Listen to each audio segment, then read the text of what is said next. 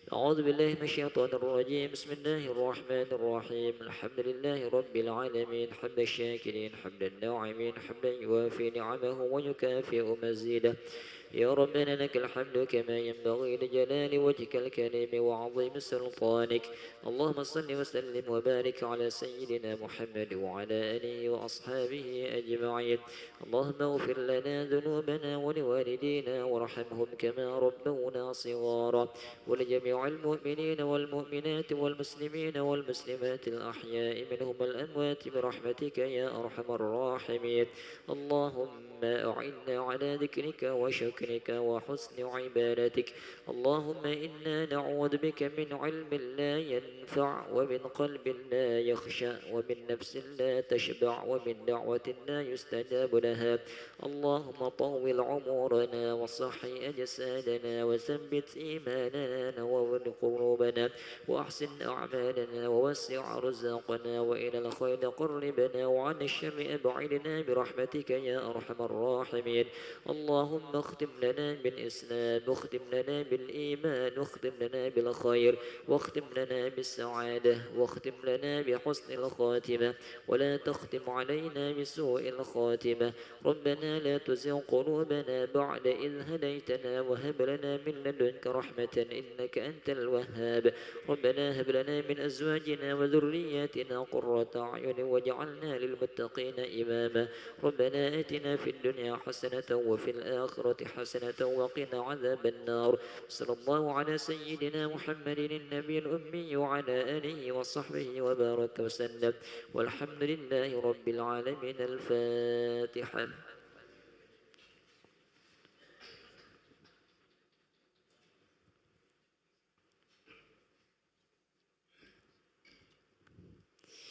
آمين يا الله آمين يا رحمن آمين يا رحيم آمين يا مجيب السائلين، ولا حول ولا قوة إلا بالله العلي العظيم. اللهم عافنا من كل بلاء الدنيا وعذاب الآخرة وشر الدنيا وشر الآخرة، وغفر الله لنا ولهم برحمتك يا أرحم الراحمين. دعواهم فيها سبحانك اللهم وتحيتهم فيها سلام، وآخر دعواهم أن الحمد لله رب العالمين. تقبل الله منكم.